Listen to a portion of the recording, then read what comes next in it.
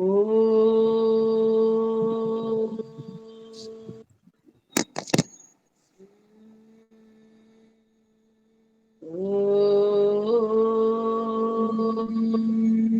सहना भवतु सहनो भुनक्तु सह वीर्यं करवावहै तेजस्विनावधीतमस्तु मा विद्विषावहै। ओम शांति शांति शांति।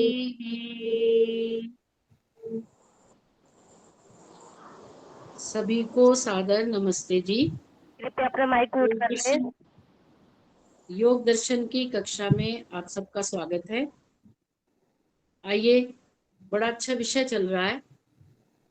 जब भी हम ईश्वर की बात करते हैं तो हमारे मन में ये आता है कि अष्टांग योग का पालन करके हम अपनी गति को बढ़ा सकते हैं, हम आगे बढ़ सकते हैं। तो अष्टांग योग क्या है? मुझे लगता है कि अष्टांग योग के संबंध में तो सब लोग नहीं जानते, लेकिन अष्टांग योग शब्द पता है। तो हम पिछले कई सप्ताह से यम और नियमों के संबंध में बात कर रहे थे। तो पिछले बुधवार को हमने नियमों से संबंधित बात की। तो नियमों में हमने 4 नियम पढ़ लिए थे: शौच, संतोष, तप, स्वाध्याय। और हमारे पास 5वां नियम है ईश्वर प्रणिधान। इन नियमों का पालन करके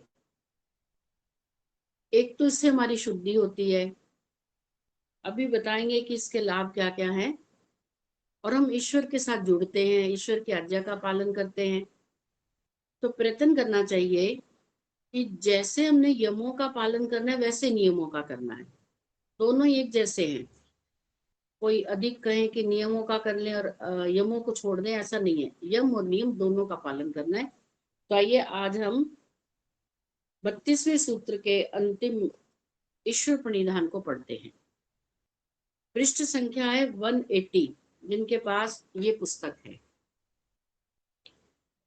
समस्त विद्याओं को देने वाले परम गुरु ईश्वर में समस्त कर्मों को समर्पित कर देना, उसकी भक्ति करना, व्यवहार में उसके आदेशों का पालन करना, शरीर आदि पदार्थों को उसके मानकर धर्माचरण करना, कर्मों का लौकिक फल ना चाहना, ईश्वर साक्षात्कार को ही लक्ष्य बनाकर कार्यों को करना ईश्वर प्रणिधान है। अब पहले तो हम एक बात ये समझते हैं कि ईश्वर प्रणिधान से तात्पर्य क्या है। ईश्वर प्रणिधान मतलब समर्पण, डेडिकेशन। किसी के प्रति भी हो सकता है। ये ईश्वर प्रणिधान तो ईश्वर के प्रति होगा, लेकिन समर्पण किसी के प्रति भी हो सकता है। तो साधक को यदि अपनी साधना की थोड़ी स्पीड बढ़ानी है तो ये कठिन काम, लेकिन हम अपनी आवश्यकता के लिए कठिन कार्य भी तो करते हैं। तो इस कठिन कार्य को भी हमें करना चाहिए, जिससे जब हमारी इच्छाएं पूरी नहीं होती तो हमें फिर दुख होता है, और दुख होता है फिर उस दुख को हम परमपिता परमात्मा के समक्ष प्रकट करते हैं कि हे प्रभु, हमें दुखों से बचाओ। तब भी तो हम समर्पण करते हैं, तब भी तुम पूरे तन मन धन से हम ईश्वर के प्रति बिल्कुल समर्पित हो जाते हैं कि प्रभु हमें बचाओ। तो यदि ये ईश्वर समर्पण, ईश्वर प्रणिधान दुखों के आने से पहले ही कर लिया जाए, तो इसका तात्पर्य ये नहीं है कि दुख नहीं आएंगे। इसका तात्पर्य ये नहीं है, दुख तो आएंगे, लेकिन आप उस स्थिति को समझ जाओ। तो ये लोक व्यवहार में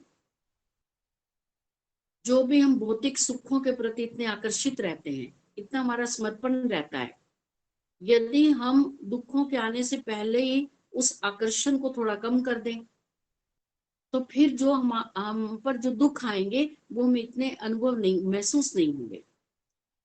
तो ईश्वर प्रणिधान के फील्ड में अपनी इच्छाएं तो कम करो और समर्पण ज्यादा करो। तो समर्पण कैसे करना है? जैसे छोटा बच्चा है, वो अपनी माता से हर कार्य पूछ कर करता है।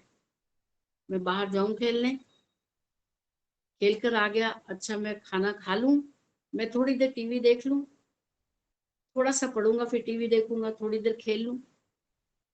तो माता क्या कहती है? यदि ये उचित है तब वो कहेगी हाँ खेल, तो बच्चा खेलता है।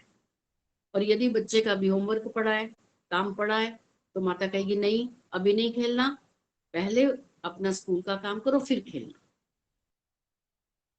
तो जब बच्चा ऐसा कहना मानता है तो वो मातृ समर्पण है। ऐसे ही पिता कहते हैं, जब पिता पुत्र बड़ा हो जाता है तो पुत्र पिता से अधिकतर अटैचमेंट हो जाती है, तो पुत्र पिता से पूछता है कि पिताजी मुझे ये खाने के लिए चाहिए। तो पिता कहते हैं नहीं, ये तुम्हारे शरीर को नुकसान करेंगे, इसकी बजाय तुम्हें ये लेकर देता हूं। तो पुत्र कहते हैं अच्छा ठीक है। तो जैसे पुत्र अपने पिता का कहना मानता है तो वो पितृसमर्पण हो गया। ऐसे ही जब हम गुरुजनों का कहना मानते हैं तो फिर वो गुरु समर्पण हो गया। और हमने किसका मानना है? गुरुओं के गुरु परमपिता परमात्मा, जो महान गुरु हैं, जो सबके गुरु हैं। तो जैसे पिता पुत्र का संबंध है, जैसे माँ पुत्री का संबंध है, वैसे ही हमारा हमारे परमपिता पिता के साथ संबंध है। तो हम जब भी कोई कार्य करें पूछ लें कि ये कार्य कर लें, इसमें सुख की प्राप्ति होगी, ये कार्य हमारे करने योग्य है।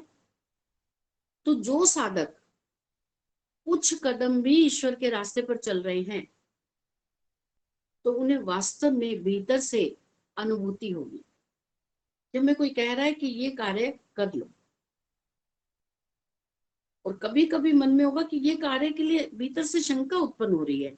पता, जब हम ऐसा बोलते हैं ना, मेरा मन नहीं मान रहा, पता नहीं क्यों मेरा मन नहीं मान रहा कि मैं वो कार्य करूं, तो हम समझ नहीं पा रहे कि ईश्वर की आज्ञा है कि ये कार्य हम ना करें, इसका त्याग करें। तो जब हम ऐसा परमात्मा के प्रति ऐसा विचार रखते हैं, ऐसा समर्पण बनाते हैं, बस ये ईश्वर परिणाम है। तो जब भी आप कोई कार्य करें तो ईश्वर से पूछकर, इसके ईश्वर की रजामंदी है तो इसका मतलब आप ठीक रास्ते पर चल रहे हैं, पूछ लीजिए, आपको जवाब मिलेगा, हम ये कार्य करें या ना करें। फिर दूसरा, जब आप कार्य कर रहे हैं, जब आप मान लो भोजन कर रहे हैं, आपने पहले पूछा भोजन करें या नहीं, भोजन का समय हो गया, भूख नहीं है, अभी थोड़ी देर पहले कुछ और खा लिया, भूख तो है नहीं, तो मन में भावना उठ रही है कि भोजन का समय निकलता जा रहा है, हमने तो ये संकल्प किया कि समय अनुसार खाएंगे, और समय हो गया भोजन का। जब आप भोजन की तरफ बढ़ते हैं तो अंदर से जरूर आपको ऐसी अनुभूति होती है, अभी तो समोसे खाए थे, भूख तो वैसे है नहीं लेकिन समय हो गया है, तो क्या करें ईश्वर बताओ, ये भगवान क्या करें, खाएं कि ना खाएं? ईश्वर भी यही कहेगा कि मत खाओ, भले ही भोजन का समय हो गया है, लेकिन जो अभी आपने कुछ खाया है वो भी तो असमय खाया है, वो भोजन का ही तो विकल्प था, गया तो आपके पेट में है, इसलिए भी भोजन मत करो। तो पहला हमने ईश्वर से पूछा। दूसरा, भोजन करते हुए जिन इंद्रियों से हम भोजन कर रहे हैं वो सब परमपिता परमात्मा ने हमें दी हैं। उन सब इंद्रियों के लिए ईश्वर का धन्यवाद। ये प्रभु, आपने हमें ये बल बुद्धि विद्या जो भी हमें प्रदान किया है, उसके अनुसार हम ये भोजन को, जो बीज रूप में भोजन अन्न की प्राप्ति हुई थी, उसको हमने अपनी बुद्धि के अनुसार बनाकर ये सब प्रस्तुत किया है। इसके लिए आपका बहुत धन्यवाद। यदि ऐसे धन्यवाद नहीं समझ आता तो ऐसे लोगों को देख लिया करें जिनमें बुद्धि नहीं है, उनके आगे भी भोजन पड़ा है, उनके आगे 56 भोग लगे हुए हैं, उनकी बुद्धि नहीं, उनको समझ ही नहीं आ रहा कि ये जो है, ये भोजन इतना बढ़िया, खीर पड़ी हुई है, ये मालपूड़े पड़े हुए हैं, और यहाँ पर आलू गोभी की सब्जी है, यहाँ पर पनीर है, यहाँ रायता है, ये है क्या, पता ही नहीं उन्हें। आप समझ पा रहे हो, किससे? बुद्धि से। तो ईश्वर का धन्यवाद करें कि हम में पाचन शक्ति है, हम में बुद्धि है, हम इन सब चीजों को देख पा रहे हैं, इनके स्वाद ग्रहण कर पा रहे हैं। हे परमात्मा, आपका धन्यवाद। मन में विचार करें कि इस कार्य को करते हुए परमात्मा से हमने आज्ञा ली है। परमात्मा हमें देख रहा है। क्या देख रहा है? हमने आज्ञा ली कि भोजन करें या नहीं करें। परमात्मा ने भीतर से कहा नहीं करो, फिर भी हम कर रहे हैं। वो हमें देख रहा है। और यदि उसने कहा कि भोजन कर लो, फिर भी वो हमें देख रहा है। वो हमें प्रतिपल प्रत्येक हमारी कार्यविधि को वो देख रहा है। तो वो क्या ऐसे देख रहा है? ऐसे हम बैठे बैठे किसी चीज को घूरते रहते हैं, देखते रहते हैं, या उसके पीछे कोई प्रयोजन है? तो उसका प्रयोजन है, उसने हमें हमारे जो जो हम मन से, वचन से, कर्म से, जो जो मन से, वचन से, शरीर से कर्म करेंगे उसका फल देना है, इसलिए वो देख रहा है। तो परमात्मा को ईश्वर प्रणिधान करते हुए आप जो भी कार्य कर रहे हैं, ईश्वर हमें देख रहा है, आप उसे देखते हुए देखें। दिखेगा क्या ईश्वर? दिखेगा तो नहीं। अनुभव करें, ईश्वर हमें देख रहा है। बस आपको अनुभव भी नहीं हो रहा, दिख भी नहीं रहा, मन में आप 20 बार विचार करें, ईश्वर मुझे देख रहा है, ईश्वर मुझे देख रहा है। कोई बाहर से देखने वाली वस्तु नहीं, वो तो भीतर ही बैठा हुआ है, वो सब देख रहा है, जान रहा है मैं क्या कर रहा हूँ। 3 बातें हो गई ईश्वर प्रणिधान की। अभी जो पहले हमने पढ़ दी थी कि उसके आदेश का पालन करना, शरीर आदि पदार्थ जो उन्होंने ईश्वर ने हमें दिए उससे धर्म का आचरण करना। 3 बातें हो गई। चौथा, जब आपका कार्य पूरा हो जाए तो ईश्वर का धन्यवाद करना। इसलिए धन्यवाद करना कि आपके ही सामर्थ्य से, जो आपने हमें सामर्थ्य दिया और आपकी सहमति से हमने ये कार्य किया, आपका बहुत बहुत धन्यवाद। अब चौथा हो गया। चौथा है कि जो हमने ये चारों पॉइंट, इन चारों पॉइंट को मेरे को बताने में समय लग रहा है, आपको अनुभव करने में समय नहीं लगेगा। एक ही सेकंड में आप सारे, 1 मिनट में आप सारे काम कर लेंगे। और 5वां क्या करना है, हम जो भी कार्य करते हैं वो कोई उद्देश्य को लेकर करते हैं, किसी फल की प्राप्ति के लिए करते हैं कि अब हमें इसका ये फल मिलेगा। तो परमात्मा से ये विनती करनी, यही प्रार्थना करनी है कि प्रभु इस कार्य का मुझे कोई लौकिक फल नहीं चाहिए। मैं इस कार्य को कोई अपनी ऐषणा की पूर्ति के लिए नहीं कर रहा, मेरा कोई मान सम्मानों में इसलिए नहीं कर रहा, मुझे इसका कोई लौकिक फल नहीं चाहिए। तो पारलौकिक फल क्या चाहिए? कि मैं समस्त प्रकार के दुखों से छूटकर मैं आपके नित्य आनंद में आ जाऊं। बस मुझे ये फल चाहिए। अब बताओ, हम कह रहे हैं कि बस, ये बस में ही तो सारा कुछ है। हम कह रहे हैं कि बस हमें तो यही फल चाहिए, और इससे बढ़ के कोई फल है क्या दुनिया में? प्रत्येक का आत्मा सुख चाहता है और थोड़ा बहुत सुख नहीं चाहता। यदि वो थोड़ा बहुत सुख चाहता होता तो फिर थोड़ा सुख तो हम सारे ले रहे हैं। कोई धन से ले रहा है, धन से खूब ऐश्वर्यशाली हो रहा है, किसी के बच्चे बहुत अच्छे हैं, किसी का शरीर बड़ा ताकतवर है, वो बलवान है, कोई विदेशों की यात्रा करके सुखी हो रहा है, कुछ बहुत अच्छा भोजन करके सुखी हो रहा है, जिसके शरीर की इंद्रियां बिल्कुल ठीक पाचन शक्ति है, वो कुछ भी खा लेता है और वो सुख मनाता है। ऐसे तो सुख हमें मिल ही रहे हैं। ये है लौकिक सुख। ये तो थोड़े थोड़े सुख है ना, ये लौकिक सुख है। और हम अल्पज्यता के कारण इन्हीं सुखों में बंद कर रह जाते हैं। अक्सर लोग ऐसा ही कहते हैं, जब हम उन्हें कहते हैं कि ईश्वर को जानो तो वो कहते हैं क्यों जाने। हमने कहा आपको सुख मिलेगा, कहते हमें सुख मिल रहा है। हमने कहा कितना सुख मिल रहा है आपको, कितने प्रतिशत? कहते बस जितना मिल रहा है उसमें हम बड़े आनंदित हैं, हमें और नहीं चाहिए। हमने कहा आपने कभी ये विचार किया कि जितना आप सुख आपको प्राप्त हो रहा है, इससे अलावा, इसके अतिरिक्त और भी सुख है जहां पर दुख लेश मात्र भी नहीं। तो कहते पता नहीं, अब आप फिर बड़ा कठिन रास्ता बता दोगे। बड़े कठिन रास्ते पर चलकर हमें वो सुख नहीं चाहिए, हमें तो जो मिल रहा है वो बहुत बढ़िया है।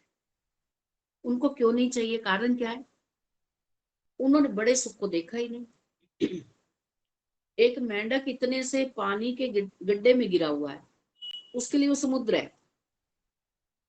उस मेंढक के लिए वो जो कुआं है ना, कुआं ही समुद्र है। उसने कभी समुद्र देखा ही नहीं। इतना अथाह जल, इतना अथाह जल, और मेरे सुख के लिए इतने उसके भीतर जीव जंतु। उससे तो वो तो क्या है, क्या बोलते हैं, कुएं का मेंढक कुएं का है ना, ऐसा ही कहते हैं ना, कुएं का मेंढक। तो ये जो वो संसार वाले लोग हैं, इंक्लूडिंग अस, हम भी, हमें दिखाई दे रहा है, हम सोचते हैं यही पर्याप्त है। बहुत सारे लोगों से चर्चाएं होती हैं, तो इससे वो आगे बढ़ते ही नहीं। तो कहते हैं आप कहना क्या चाहते हो? मैंने कहा यही कहना चाहती हूँ कि आपने इससे बड़े सुख के बारे में कभी सुना है? कभी आपको किसी प्रवचन में या किसी ने ये बताया हो कि ऋषि मुनि इससे बड़े सुख को प्राप्त कर गए हैं? या इसकी और दूसरी बात देखो, वो सुख कब प्राप्त होगा, मोक्ष नाम का सुख हमें कब प्राप्त होगा, एक बार उसको होल्ड करो। उस सुख को प्राप्त करने के लिए जिस मार्ग पर आप चल रहे हैं, आपको उस मार्ग पर चलते चलते सुख की प्राप्ति हो जाएगी। कैसे? क्योंकि उस लक्ष्य तक पहुंचने के लिए शास्त्र क्या कहते हैं? निष्काम कर्म करो, परोपकार करो, शुभ कर्म करो, अष्टांग योग का पालन करो, षटक संपत्ति का पालन करो, दीर्घ काल तक करते रहो, लोगों पर उपकार करो, कल्याण करो, यज्ञ करो, संध्या करो, उपासना करो। तो ये सारे काम कौन से हैं? शुभ कर्म है। तो इन शुभ कर्मों को करते हुए क्या आनंद की प्राप्ति नहीं होगी? किसको होगी? जो करेंगे। जो संसार के लोग ये कह रहे हैं कि हमें धन से जो सुख मिल रहा है पर्याप्त है, हम उसमें खुश हैं, तो वो तो शुभ कर्म कर ही नहीं रहे। वो उन्होंने तो इतने से सुख को इतना बड़ा समझ लिया, उन्हें पता ही नहीं, तो हम उनकी बात ही नहीं करते। हम तो ये बात करते हैं कि ईश्वर प्रणिधान से तात्पर्य क्या है और उससे फिर लाभ क्या होता है। तो चलिए आगे हम पढ़ते हैं कि लाभ क्या। ईश्वर प्रणिधान आप समझ गए। मैं फिर दोबारा बोल रही हूँ कि हमें पुस्तक में सतपति महाराज जी ने क्या लिखा? समस्त विद्याओं को देने वाले परम गुरु ईश्वर में समस्त कर्मों को समर्पित कर देना। अब कर्मों को समर्पित करना आपको आ गया। अक्सर हम यही नहीं समझते कि ईश्वर प्रणिधान करें कैसे, अपने कर्मों को समर्पित कैसे करें। कि जब भी आप कोई भी कर्म कर रहे हो, उन कर्मों को करते हुए इन बातों का ध्यान रखें। ईश्वर से आज्ञा लेकर कर्म करना है, ईश्वर का धन्यवाद करना है, ईश्वर हमें देख रहा है इसका ध्यान रखना है। ईश्वर के सामर्थ्य से, ईश्वर ने जो हमें सामर्थ्य दिया और ईश्वर के सहयोग से, उसकी अनुमति से हम काम कर रहे हैं, और इसका हमें कोई लौकिक फल नहीं चाहिए। हमें तो परमात्मा, जैसे मालूम योग करते हैं सुबह अपने शरीर की स्वस्थता के लिए, तो बहुत सारे लोगों से जब हम पूछते हैं तो उनका ये उत्तर होता है कि हमारा कंधा जाम हो गया, लेकिन जब हमने एक्सरसाइज की तो हमारा कंधा ठीक हो गया। तो इनका आप क्या करोगे फिर? कहते अब मैं घर का काम करूंगी, अब मैंने कुछ और किसी को बुला रखा था काम के लिए, अब मैं बिल्कुल ठीक हो गई, अब मैं बच्चों का काम कर सकती हूँ, पति की सेवा कर सकती हूँ। इससे ऊपर सोच ही नहीं है कि योग हम क्यों कर रहे हैं। प्राणायाम करके हम किसको बलिष्ठ कर रहे हैं, क्या चाह रहे हैं प्राणायाम से? हम योग कर रहे हैं, योग करते हुए भी विचार करें ईश्वर हमें देख रहा है। हे प्रभु, अब ये योग का समय, अब मैं योग करूं, मुझ में इतना सा सामर्थ्य है, मेरा सहयोग करो। ईश्वर मुझे देख रहा है। हे प्रभु, आपके द्वारा दिए गए सामर्थ्य से मैं इस कक्षा को करने में समर्थ हुआ हूं, मुझ पर ऐसी कृपा बनाए रखो, और मुझे इस योग का ये जो लौकिक फल नहीं। जब हमने एक इतने बड़े लक्ष्य को परमपिता परमात्मा से प्रार्थना की कि हमें तो मोक्ष चाहिए, तो बाकी के जो छोटे मोटे जो हमारे लक्ष्य हैं, अर्थात शन्नो देवी अभिष्ट आपो भवन्तु पीते, तो जो अभिष्ट सुख की प्राप्ति वो तो आपको मांगने की आवश्यकता ही नहीं। जब आपकी मित्रता मोदी जी के साथ हो जाएगी, मोदी जी के साथ, योगी जी के साथ आपकी मित्रता हो गई, अब आप ये इन विधायकों को और ये छोटे मोटे लोगों को आप क्या समझते हो? ये म्युनिसिपल कमेटी का कोई व्यक्ति आया, कहोगे चलो छोड़ो, हमारी तो मित्रता बहुत बड़े व्यक्ति से है। तो हम तो मोक्ष की प्राप्ति की बात कर रहे हैं। तो ये जो अभिष्ट सुख है कि शरीर स्वस्थ रहेगा, हमें अच्छा भोजन मिलेगा, हम सात्विक भोजन खाएंगे, ये परमात्मा ये भी हमें प्रदान करना, ये आपको स्वतः ही मिलता जाएगा जब आप ईश्वर की आज्ञा का पालन करके उसके मार्ग पर बढ़ेंगे। तो अब क्या हो गया, ईश्वर में समस्त कर्मों को समर्पित कर देना, उसकी भक्ति करना। भक्ति करने से क्या तात्पर्य है? उसकी आज्ञा का पालन करना, व्यवहार में उसके आदेशों का पालन करना भक्ति का तात्पर्य। शरीर आदि पदार्थों को उसके मानकर धर्माचरण करना, कि जो भी परमात्मा ने बल बुद्धि विद्या ज्ञान शरीर इंद्रियां ज्ञानेन्द्रियां कर्मेंद्रियां जो कुछ भी दी हैं, ये सब परमात्मा द्वारा दी गई हैं, और हम इन इंद्रियों से परमात्मा की आज्ञाओं का पालन ही करें। ईश्वर साक्षात्कार को ही लक्ष्य बनाना। ईश्वर साक्षात्कार अर्थात निशेष की शुद्धि, निशेष की प्राप्ति, मोक्ष की प्राप्ति, ईश्वर को जानना मानना समझना, तत्व ज्ञान प्राप्त करना, बस यही ईश्वर प्रणिधान है। बस से तात्पर्य, वो मेरा शब्द है, बस इसमें नहीं लिखा। तो कहने का तात्पर्य कि जब हम इस प्रकार के शुभ कर्म करते हैं ईश्वर को साक्षी मानकर, तो उसे हम ईश्वर प्रणिधान कहते हैं। मोक्ष प्राप्ति का ईश्वर प्रणिधान विशेष साधन है, इसका पहले उल्लेख कर दिया गया है। ईश्वर प्रणिधान को अच्छे प्रकार से जानकर तद अनुसार आचरण करने से ईश्वर सहायता देता है ना। ईश्वर की सहायता प्राप्त होती है क्योंकि हम उसका कार्य कर रहे हैं। या तुम लौकिक पिता का, यदि एक पुत्र लौकिक पिता का कहना मानता है, जैसे पिता ने कहा बस वैसे किया, तो फिर पिता उसकी कितनी सहायता करता है। पिता अपना सारा गल्ला खोलकर उसको दे देता है गल्ले की चाबी, लो बेटा तुम इस योग्य हो गए हो, मैंने तुम्हें देख लिया जान लिया, अब तुम इस गद्दी पर बैठो, अब तुम कारोबार चलाओ। तो परमपिता परमात्मा भी हमारी ऐसे सहायता करता है, चलो तुम्हारा लक्ष्य बहुत अच्छा है, तुम मेरी आज्ञा का पालन कर रहे हो, प्रातः सायं यज्ञ करते हो, संध्या करते हो, अष्टांग योग का पालन करते हो, मन से छल कपट फरेब अविद्या सब कर रहे हो, अब मैं आपकी सहायता करूंगा। तो परमात्मा हमारी सहायता करता है, जिससे शीघ्र ही समाधि होती है और विघ्नों का निराकरण हो जाता है। तो समाधि की सिद्धि के लिए तो हम ये सब काम कर रहे हैं कि हम समाधि में बैठे तो हमारा मन इधर उधर ना डोले, ये संसार में ना जाए, सब खा लिया पी लिया मिल लिए, सब सारे सुख देख लिए, सब इंद्रियों ने सब सुख देख लिए, अब कोई ऐसा नहीं बचा कि इस नेत्र ने कुछ देखना बाकी हो, कान ने कुछ सुनना बाकी हो, जीवन ने कुछ चखना बाकी, सब कुछ कर लिया। अब क्या चाहिए? ईश्वर प्रणिधान से साक्षात्कार। ईश्वर प्रणिधान का फल बतलाया है कि इससे ईश्वर एवं जीवात्मा के स्वरूप का साक्षात्कार और विघ्न तथा उपविघ्नों का नाश होता है। और इसका फल क्या हुआ? समर्पण करने से आंतरिक चेतना, आंतरिक चेतना मतलब ईश्वर की अनुभूति की प्राप्ति होती है, और एक ही रहते हुए उसे नहीं जानते। ये हमारा ये आश्चर्य की बात है कि जीवात्मा और परमात्मा एक ही स्थान पर है। भाई हमारे साथ मान लो कोई व्यक्ति हमारे कंधे पर एक झोला टांग दे और उसमें कुछ बहुमूल्य पदार्थ रख दे, और फिर वो उनसे 10 साल 20 साल 50 साल 60 साल बाद पूछे कि माता जी वो झोला कैसा है, वो कहते अच्छा मुझे तो पता ही नहीं, क्या आपने झोला नहीं खोला? कहते आपने देखा नहीं झोले में क्या है? नहीं, बस ये स्थिति हमारी है, हमने तो देखा ही नहीं कि ईश्वर हमारे भीतर ही है, जीवात्मा के अत्यंत निकट है। तो ये जीवात्मा के अत्यंत निकट ईश्वर का साक्षात्कार ईश्वर प्रणिधान से होता है, जब हम प्रतिपल ईश्वर को ध्यान में रखेंगे। दोनों की समानता भी पता चलती है, और जब योगाभ्यास करते हैं तो उससे विघ्नों का नाश भी होता है।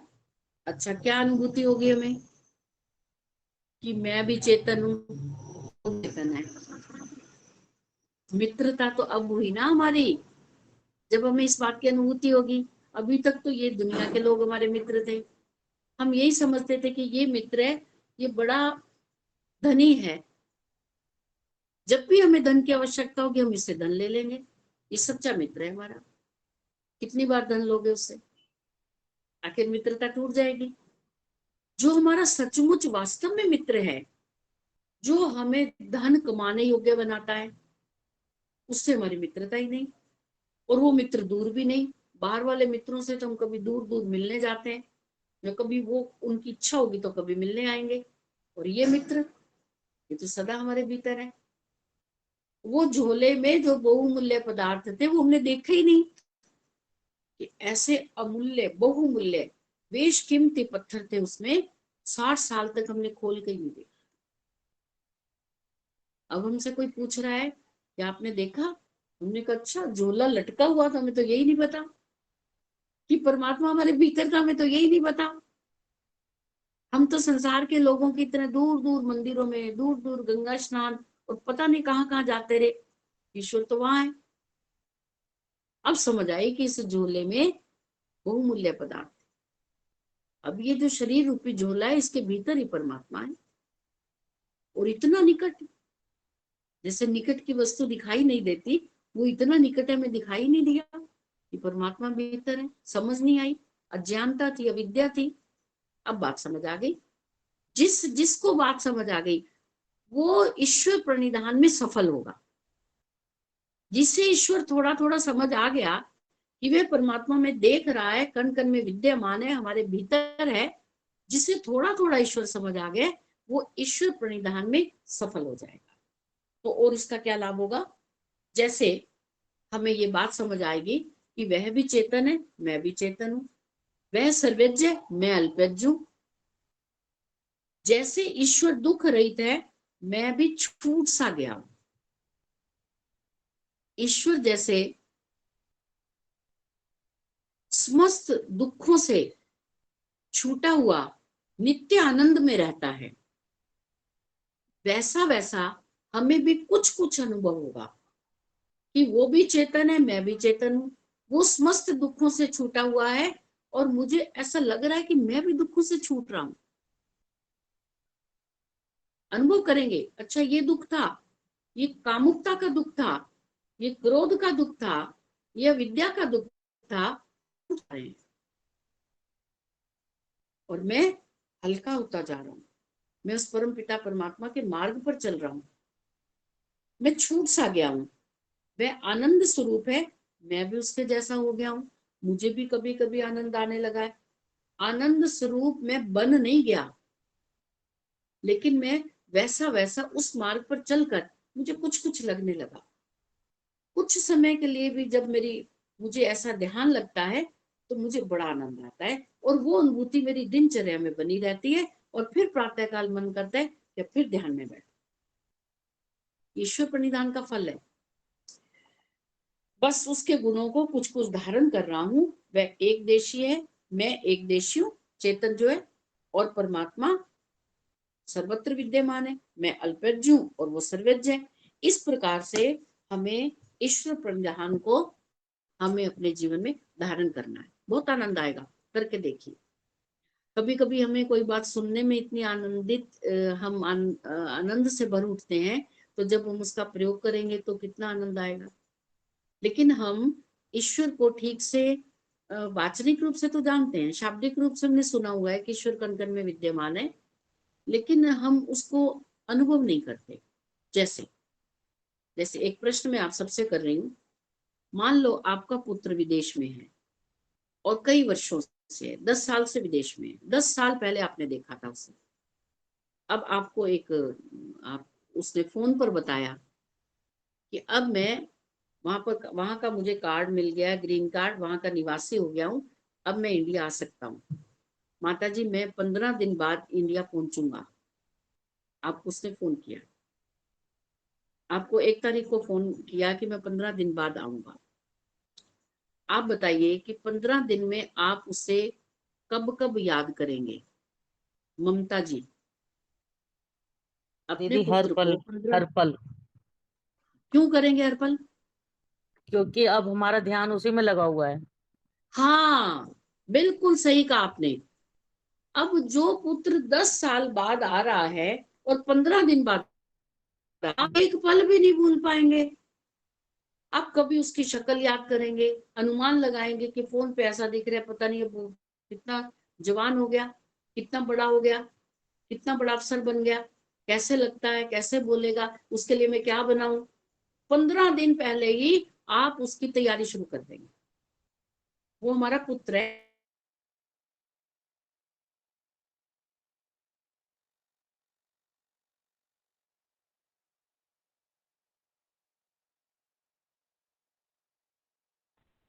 उसे हम कितनी बार याद करते हैं दिनचर्या में? कभी कभी। जब दुख हो तो हर समय, और जब हम खुश हों तो कभी कभी, और सामान्य स्थिति में भी कभी कभी 2 बार 3 बार। तो फिर परमात्मा से ज्यादा बड़ा तो वो पुत्र हो गया, जिससे हम 15 दिन याद तो हम पहले भी करते थे, लेकिन अब हमारी याद और जुड़ गई कि वो आ रहा है 15 दिन में। आप सोते हुए, जागते हुए, खाते हुए, पीते हुए, हर वक्त उसको याद करोगे, तो इसका मतलब परमात्मा से बड़ा पुत्र हो गया। और हम जानते हैं इस बात को कि वह परमात्मा सबसे बड़ा है। और हमारे पुत्र जैसे तो यहाँ धरती पर अनेकों अनंत आत्माएं हैं, फिर भी हमारा लगाव, हमारा प्रेम, हमारा मोह, हमारी अज्ञानता हमारे पुत्र के साथ है, परमात्मा के साथ नहीं। तो हम ऐसे ईश्वर प्रणिधान नहीं कर सकते। सुनीता जी, अपने फोन को टिका लीजिए, फोन को टिकाइए एक जगह पे। तो ऐसे ईश्वर प्रणिधान का कोई तात्पर्य ही नहीं, कैसे करेंगे? ये तो फिर सिर्फ दिखावा मात्र हुआ। तो इसी मार्ग पर जब हम बढ़ते रहेंगे, शास्त्रों को पढ़ेंगे, अपने दोषों को दूर करेंगे, तो फिर हमें अनुभव भी होगा कि ईश्वर प्रणिधान का वास्तविक अर्थ है क्या। तो उससे हमारे विघ्न उपविघ्न समाप्त होते जाएंगे, समाधि में मन लगेगा, प्राणायाम के द्वारा हम ईश्वर का ध्यान करेंगे, हम अंतर्मुखी होने का प्रयास करेंगे और हमें बहुत लाभ मिलेगा। ठीक है जी, यहाँ पर हमारा ये सूत्र समाप्त होता है। अब हमारे पास 13 मिनट बचे हैं, अगला सूत्र पढ़ेंगे, सूत्र नंबर 33। वितर्क बाधने प्रतिपक्ष भावनम। आपने प्रतिपक्ष भावना शब्द बहुत बार सुना होगा। प्रतिपक्ष, प्रति मतलब दूसरा, दूसरे का जो पक्ष है उसकी, उसमें क्या भावना उत्पन्न हो रही है। हमारे ही मान लो 2 पक्ष हैं। मान लीजिए हम एक अच्छा कार्य कर रहे हैं और एक बुरा कार्य कर रहे हैं। हम अच्छा कार्य कर रहे हैं, हमारे साथ दूसरा व्यक्ति बुरा कर रहा है, 2 पक्ष हो गए, एक हमारा पक्ष, एक प्रतिपक्ष। तो यहाँ कहा है वितर्क बाधने प्रतिपक्ष भावनम, कि जब हम कोई कार्य करें, कर्म करें, तो प्रतिपक्ष भावना को देख लें। कैसे? आइए, वितर्क बाधने, वितर्कों से बाधा उपस्थित होने पर प्रतिपक्ष भावनम, विरुद्ध पक्ष का विचार करना चाहिए। फिर सुनिए, वितर्कों से बाधा उपस्थित होने पर, एक तो तर्क हो गया, एक सुतर्क हो गया, अच्छा तर्क, एक कुतर्क हो गया, है ना। कुतर्क का मतलब ऐसी बात को बढ़ाना, वितंडा करना। एक हो गया वितर्क, वी उपसर्ग लगता है, वी का मतलब होता है विशेष। अब वितर्कों से बाधा उपस्थित होने पर विरुद्ध पक्ष का विचार करना चाहिए। मान लो हम किसी कार्य को कर रहे हैं सीधा सीधा और हमें उस फल की प्राप्ति नहीं हो रही, तो हम देखें कि विरुद्ध पक्ष क्या है हमारा, उस पर हम विचार करें जाकर। इसको भी हम आगे अच्छी प्रकार से समझते हैं। जब योगाभ्यासी के मन में अहिंसा आदि व्रतों के विरुद्ध हिंसा आदि करने की तीव्र इच्छा हो, अर्थात वह इन हिंसा आदि के विरुद्ध, अहिंसा आदि के विरुद्ध हिंसा आदि का आचरण करने का विचार करने लग जाए कि मैं हिंसा करूंगा क्योंकि इस व्यक्ति ने मेरी हानि की है। ये उदाहरण बता दिया एक, कि मान लो हमने एक संकल्प ले लिया कि हम क्रोध नहीं करेंगे, हम किसी का बुरा नहीं चाहेंगे, कोई हमारा भले कुछ भी चाहता रहे, हम तो जंबे दर्द कर देंगे, अपने आप परमात्मा के न्यायालय में उस न्याय को छोड़ देंगे। हमने संकल्प किया, लेकिन फिर हमारे मन में ये संकल्प नीचे होकर हमारा जो दूसरा विकल्प उठता है कि क्यों, मैं क्यों ना क्रोध करूं, जब सामने वाले ने मेरे साथ इतना बुरा किया है। तो वेद भी कहते हैं यथा योग्य व्यवहार करो। वो मुझ पर क्रोधित हो रहा है, वो अपशब्द बोल रहा है और मैं चुपचाप रह रहा हूं, ये कब तक रहूं? मुझे भी ऐसा नहीं करना। मैं भी उसकी बराबरी करूंगा। उसने मुझे अपमानित किया, मैं भी उसका अपमान करूंगा। यही भावनाएं आती है ना हमारे मन में। हम फट से ऐसे वेदों का मंत्र कोई ढूंढ लेते हैं, बीच का रास्ता। देखो वेदों ने लिखा है यथा योग्य व्यवहार करो। वेदों ने यह भी तो लिखा है कि यदि आप साधक हैं, मुमुक्षु हैं, शांत हो जाओ, मन को शांत करो। वो नहीं हम पढ़ेंगे। हम तो ये देखेंगे कि वेदों में ये लिखा है कि यथा योग्य व्यवहार करो। यथा योग्य का मतलब ये नहीं है अगला हमें मारने पे उतारो, हम उसे मारे। आप में और उनमें अंतर क्या रहा? उसने तो शास्त्र ही नहीं पढ़े। वो तो जानता है, वो तो एबीसीडी भी नहीं जानता वैदिक सिद्धांतों की। वो नहीं जानता, वो कार्य कर रहा है। आप जानते हो, आप भी वो कर्म कर रहे हो। अंतर क्या रहा? अब फिर बुरा भला तो हमारे शास्त्रों को कोई कहेगा ना कि ये देखो, ये तो सारा दिन कक्षाएं करते हैं, इतना सुनते हैं, ईश्वर को मानते हैं, ये भी वैसे ही है जैसे वो व्यक्ति है। तो हम लोग देखिए, जो प्रवक्ता है, हमारे आचार्य लोग हैं, गुरुजन है, सन्यासी लोग हैं, हम उनसे क्या आशा करते हैं? हम यही आशा करते हैं कि यदि कोई उन्हें बुरा भला कह रहा है, वो ना कुछ कहें। क्यों?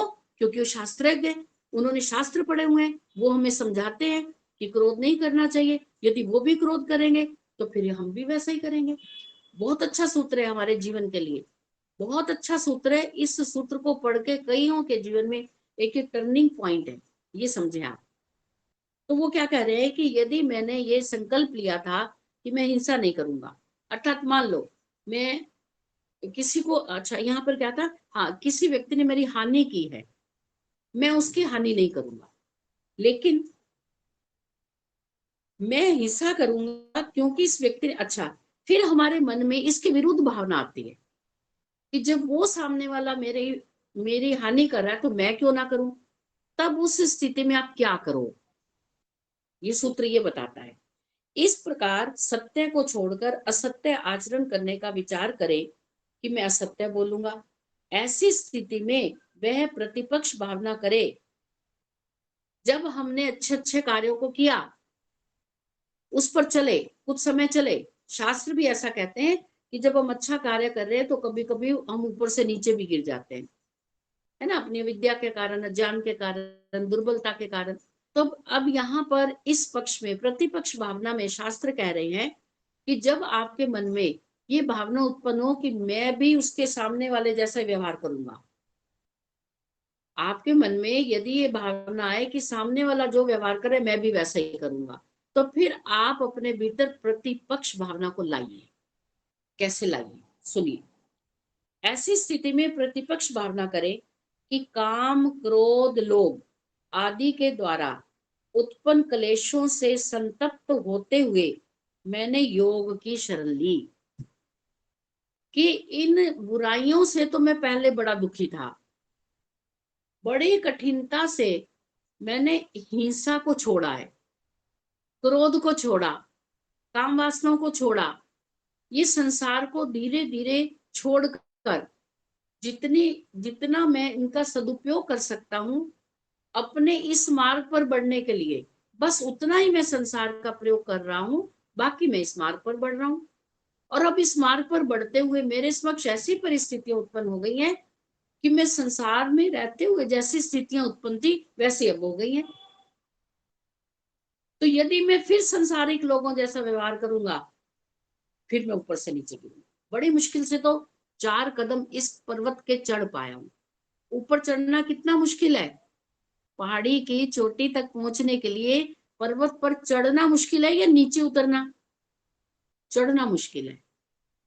तो जब एक साधक इन सब बातों को अनुभव करके जब वो धीरे धीरे ऊपर चढ़ता है और वहां पर ऐसी परिस्थितियां आ जाती हैं कि उसे क्रोध करना पड़ता है, उसे हिंसा करनी पड़ती है, तो फिर वो प्रतिपक्ष भावना अपने मन में लाए, नहीं जाऊंगा, अब संसार में नहीं जाऊंगा, चाहे कुछ भी हो जाए, मैं सहन शक्ति को बढ़ा लूंगा लेकिन संसार में नहीं जाऊंगा। संसारिक लोगों की तरह मैं ये काम नहीं करूंगा। बड़ी कठिनता से मैं इस संसार को छोड़ के इस तरफ आया हूं। मैंने योग की शरण ली है बड़ी कठिनता से, उन्हीं भयंकर शत्रुओं को ग्रहण कर रहा हूं, फिर क्रोधित हो रहा हूं। यह मेरा आचरण कुत्ते के समान है। कुत्ता क्या करता है? कुत्ता मांस आदि को खाकर पेट भर लेता है और उसका वमन करता है, उल्टी करता है और पुनः उसी को खा लेता है। वैसा ही मैं भी हूं, ऐसी प्रतिपक्ष भावना को उत्पन्न करें। यदि ईश्वर के मार्ग पर चलना है, इसके अतिरिक्त ना अन्य पंथा और कोई मार्ग नहीं है। कोई भी मत पंथ संप्रदाय आपको इतनी सूक्ष्मता से नहीं समझाएगा। वो तो ये कहेंगे आपके मन में कोई बुरी भावना आ गई, गंगा जी नहाओ। अभी इससे पहले वाली कक्षा में हम क्या कह रहे थे? संतोष बहन जी के भजन पर बाइबल का जब नाम लिया तो बाइबल वाले क्या कहते हैं? जितने मर्जी पाप कर लो, आओ हमारे कन्फेशन रूम है, वहां पर स्वीकार कर लो कि हमसे पाप हुए, ईसा मसीह माफ कर देंगे। देखो अन्य मत पंथ तो ये कह रहे हैं, जो थोड़ा सा भी ईश्वर को जानते हो कहते हैं नहीं भगवान माफ भी तो करता है। भी क्यों करता है माफ? ईश्वर ने तुम्हें बुद्धि दी, बुद्धि से सोच विचार कर काम करो। माफ नहीं करेगा, दंड देगा वो। माता पिता माफ कर देंगे। अभी मैंने बताया कि जब हम पितृ समर्पण कर रहे हैं, मातृ समर्पण कर रहे हैं, वो तो हमें माफ कर देंगे। कभी कभी गुरु भी माफ कर देंगे कि चलो इसको एक और चांस दो, इस बच्चे ने आज गलती की है, थोड़ा सा दंड दो और फिर एक और इसको मौका दो कि बेटा आप गलती नहीं करनी। परमात्मा माफ नहीं करता। फिर यदि माता भी माफ कर दे, पिता भी कर दे, गुरु भी कर दे और परमात्मा भी कर दे, फिर तो परमात्मा और माता में अंतर क्या हुआ बताओ? इसलिए परमात्मा माफ नहीं करता, परमात्मा दंड देता है। और यदि हम ऐसा याद नहीं रखेंगे कि हमारी गलतियों का दंड परमात्मा देता है, तो फिर हम गलती पे गलती करते जाएंगे। इसलिए परमात्मा हमें प्रतिपल देख रहा है। क्यों देख रहा है? बड़ा भयानक है, वो छोड़ेगा नहीं। हम गलती करेंगे, हमें दंड दे, छोड़। ये नहीं कि 2-4 बार हमें छुट्टी दे देगा, चलो 10 गलतियों की छुट्टी। यदि वो ऐसा कह दे कि 10-10 गलतियां सब कर सकते हो, तो हम 10 गलतियों में तो हम किसी का कत्ल करेंगे, क्योंकि हमें तो माफी मिल जानी है। हम 10 गलतियों में तो बैंक लूट लेंगे कि भाई परमात्मा ने कहा है 10 गलतियों तुम्हारी माफ कर देंगे। हम 10-10 गलतियां सारी दुनिया करने लगी तो तहलका मच जाएगा यहाँ। इसलिए परमात्मा एक भी हमारी गलती माफ नहीं करता। हमें बुद्धि देता है, हमें चिताता है अंदर से, हमें सचेत करता है, हमें बताता है ये कार्य मत करो, इसका दंड मिलेगा, ये कार्य करो, ये तुम्हारे करने योग्य है। हम नहीं सुनते तो फिर हमें दंड देगा। यह प्रतिपक्ष भावना। आगे देखिए, जन्म जन्मांतरों के अशुभ संस्कार अत्यंत बलवान होते हैं। हमें उन अशुभ संस्कारों के साथ बड़ा संघर्ष करना पड़ता है। वो बार बार उद्बुद्ध हो जाते हैं, बार बार उद्बुद्ध हो जाते हैं। उनको सूक्ष्मता से जानकर दीर्घ काल पर्यंत दूर करने का प्रयास करते चलना चाहिए। तो कई साधक पूछते कब तक प्रयास करें? भाई जब तक वो दूर नहीं हो जाते। मान लो आपको क्रोध आता है, तो क्रोध के लिए कोई आपसे पूछे भी कितनी बार प्रयास करें? भाई इतनी बार प्रयास करो जब फिर क्रोध ना आए। बार बार ऐसी परिस्थितियां उत्पन्न होगी, लेकिन आपको क्रोध ना आए, इतनी बार प्रयास करो। तो योगाभ्यासी को अत्यंत सावधान रहना चाहिए। यदि वह असावधान रहता है तो तत्काल वितर्क उग्र रूप में उभर आते हैं। जैसे ही आप क्या सावधानी हटी, दुर्घटना घटी। जैसे ही आपने अपने जीवन को ईश्वर की आज्ञा के विपरीत करा, बस वैसे ही हम पकड़े गए। तो परमात्मा की आज्ञा को, इसीलिए ईश्वर परिधान साथ में जोड़ा इसको, कि परमात्मा की आज्ञा को हर वक्त अपने मस्तिष्क में रखिए। ये छल, फरेब, कपट, दोष, अविद्या, इसको दूर करने का प्रयास करें। प्रथम अपने दोषों को दूर करने का प्रयास करें और दूसरों के दोषों को देखने का अभ्यास कम करें। काम, क्रोध आदि दोषों से ना प्रेम करना चाहिए और ना ही उनको छोटा जानना चाहिए, क्योंकि ऐसा करने से वे प्रबल होकर आक्रमण करते हैं। समाधि भंग होने पर साधक को वितर्क बाधित करते हैं। जब समाधि भंग होती है, जब हम समाधि में साधना में बैठते हैं, बड़ा आनंद आता है, लेकिन जैसे ही वापस आते हैं फिर ये संसार का आकर्षण खींचता है और संसार के साथ जुड़ेंगे तो फिर ये काम, क्रोध, लोभ, मोह, ये तो आएगा ही आएगा, आप छूट ही नहीं सकते इससे। यदि साधक सावधान रहता है तो तत्काल ही इनको रोक देता है। यदि इनको तत्काल नहीं रोकता तो ये बलवान हो जाते हैं। ऐसी अवस्था में इनको दूर करना कठिन होता है, परंतु योगाभ्यासी को सदा यह जानना चाहिए कि हिंसा आदि दोषों को मन के द्वारा मैं ही उठाता हूँ, ये स्वयं नहीं उठ सकते। ऐसा जानने से और उनके निराकरण के लिए प्रयत्न करने से इनका उग्र रूप दूर हो जाता है। ये फिर अलग विषय आ जाता है कि जब हमारे भीतर इस प्रकार के वितर्क आए, दोष आए, बाधाएं आए, तो उस पर उसको दूसरों पर ब्लेम नहीं करना चाहिए कि जो क्रोध है वो उसके कारण आ रहा है। उसके कारण तो आएगा। यदि क्रोध उसके कारण आ रहा है तो इसका मतलब आपको क्रोध दिलवाने वाला सामने वाला व्यक्ति है, आपके क्रोध की चाबी उसके पास है। तो फिर आप क्या हो? आपको कोई भी व्यक्ति क्रोधित कर जाएगा, कोई भी आपको दुखी कर देगा, कोई भी आपको चोर बना देगा, आपको होगी जो उसके कारण चोरी की। तो ये सब भावनाएं कहाँ से उठती हैं? हमारे मन से। ये मन जड़ होते हुए भी हमारे भीतर से जो भावनाएं उठती हैं उनको हमें दबाना है, दग्ध बीज करना है और अपने जीवन को परम पिता परमात्मा की आज्ञा के अनुकूल चलाकर ईश्वर के उस नित्य आनंद को प्राप्त करने का प्रयास करना है, जो इस संसार में ऋषि मुनियों ने प्रयास किया और वो सफल हुए। हमें भी उसी मार्ग पर चलना है। ऋषि मुनि हमारे समक्ष उस मार्ग को बनाकर चले गए, हमें बनाना पड़ता तो बड़ी कठिनता होती। ये ऋषियों का मार्ग है, ये वेदों का मार्ग ही ऋषियों का मार्ग है, परमात्मा का रास्ता है। इस रास्ते पर हमें चलते हुए अपने दोषों को दग्ध बीज करना है, दोषों को दूर करना है। परमात्मा से यही प्रार्थना करते हैं कि हे प्रभु, हम अपने दोषों को दूर कर पाए। ओम विश्वानि देव सवितर्दुरितानि परासुरो यद भद्रं तन्नयासु। जो गुण कर्म स्वभाव कल्याणकारी हैं वो हमें प्राप्त कराइए, और जो हमारे दोष दुर्गुण कुविचार उन सबको दूर कीजिए, उनको दूर करने के लिए हमारी सहायता करें। यही हम आपसे प्रार्थना करते हैं प्रभु, हमारी प्रार्थना को स्वीकार करो। ओम। सबका धन्यवाद। डॉक्टर साहब का धन्यवाद। आइए शांति पाठ कर लें। बहुत बहुत अच्छा मुनि जी, आपका बहुत बहुत धन्यवाद।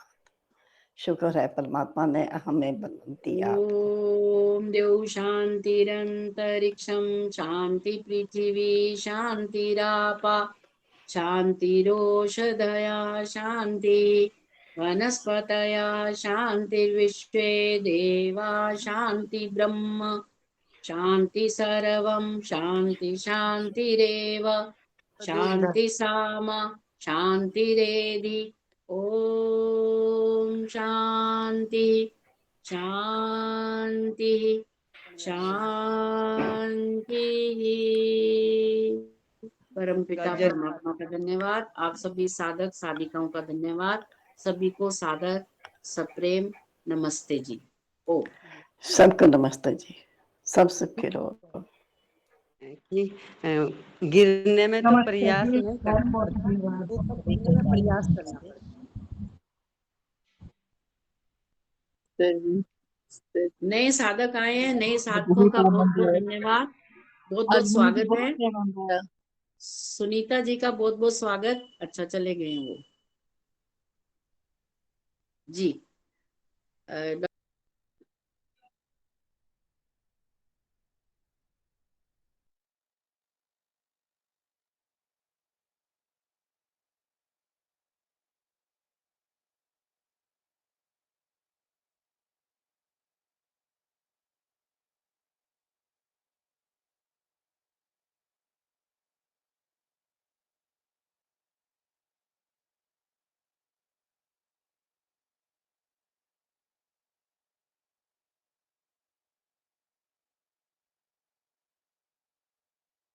Thank you.